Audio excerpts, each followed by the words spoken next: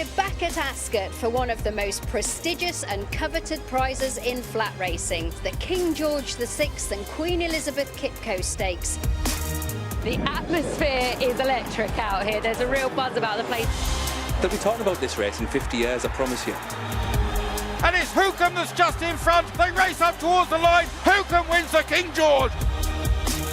I can hardly breathe. It's a lot easier riding than watching it, I swear to God. I'm very happy, very, very happy. I'm the first time Group 1. He's so tough, you know, to come back from his injury last year, put up a performance like that. It's an amazing day. It was just amazing to watch.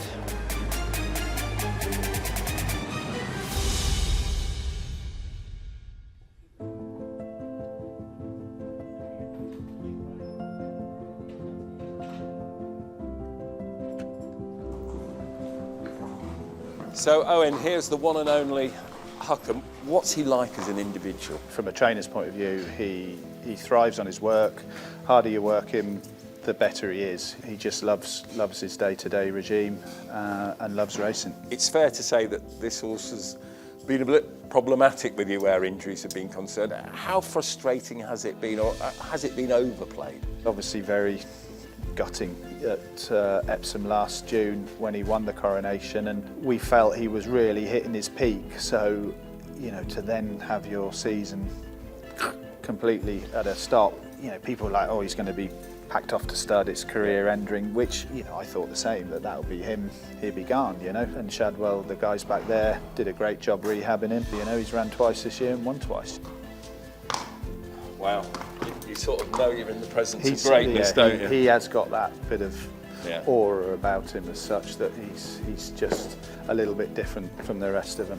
Let's talk about the King George, because if you could have picked a horse to get into a battle with, would you pick Westover? Would you pick somebody else?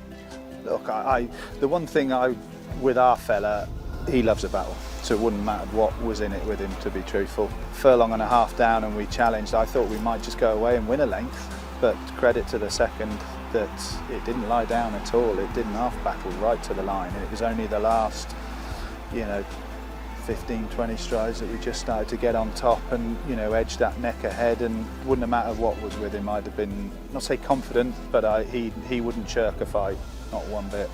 Just work to the 4.5, okay? Don't go mad. You can join at about the 2, Dean, okay? But don't quicken. Just nice and easy, Frankie, all right? That King George success has put him very much on the path of the Prix de l'Arc de Triomphe. He's up there in the top of the market. Has he earned the right to be there on everything he's done? I think so. You know, I can't see why he shouldn't be. You know, he won a very, very strong King George. There's one or two French horses which look like they're very smart. Ace Impact looks very exciting. So yeah, he's got to contend with the French 3-year-olds now. But look, I wouldn't swap him.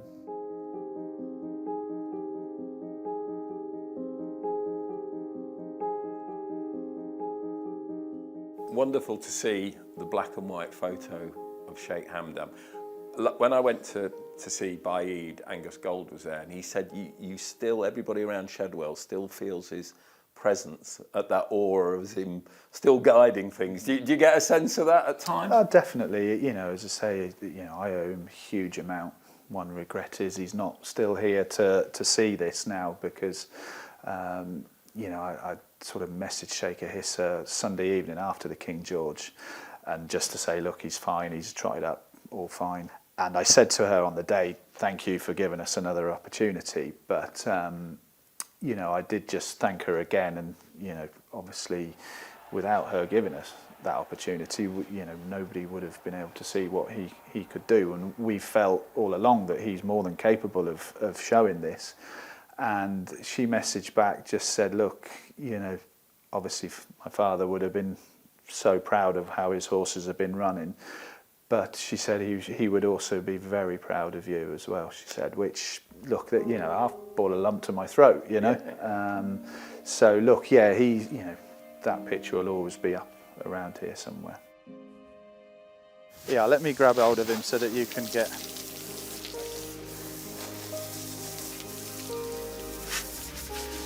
Oh, big man. It's not bad having your own personalised spa, is it? No, exactly. It's it's all hot water showers these as well. Oh, you go warm water, yeah? Yeah, oh yeah. Wow. Yeah. Do your horses reflect your personality? Late developers? I'm not sure about that.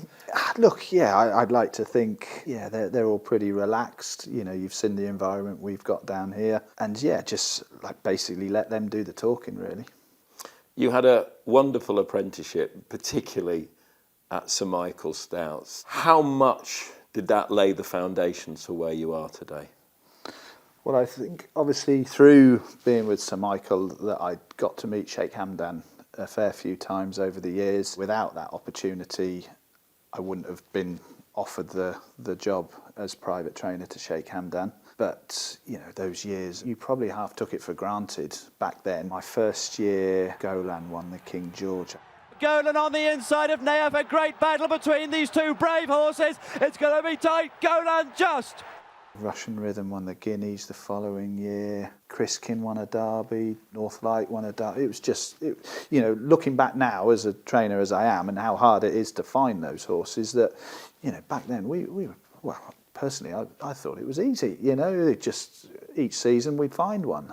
We've touched a lot on the word patience while we've talked today. Was that something that you really learnt for Sir Michael? Because he always strikes me as a man who doesn't do anything in a rush. Yeah, definitely. That was, you know, one of the main attributes. You know, he would see things in 2-year-olds, and I can remember, you know, he'd say, if you've seen it once, then you know it's there. So you can give them the time, and 99% of the times you'll reap that benefit of giving them the time. That was certainly one of the main things I learnt at Sir Michael's. So he's walking in second, but I think John will probably just take him in front. That's what normally happens. So here we're about to see this year's King George winner. Do the hairs always go up on your neck a little bit? Exactly, yeah. It's got a nice ring to it, I know that. So yeah, he's just jumped off there in second. He's absolutely stunning.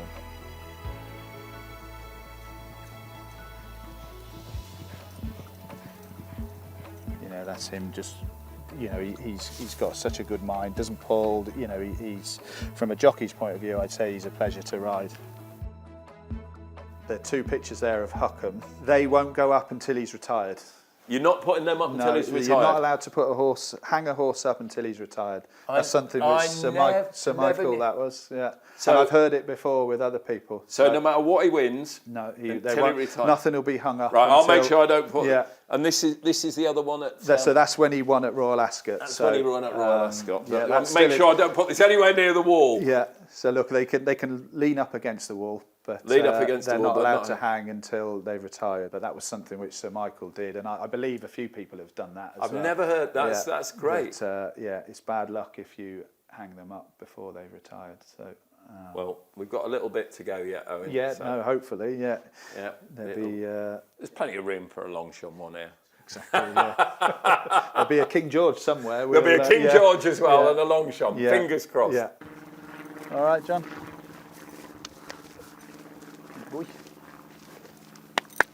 We've seen a lot of Hukum. How much did you need him, but also how much did he need you?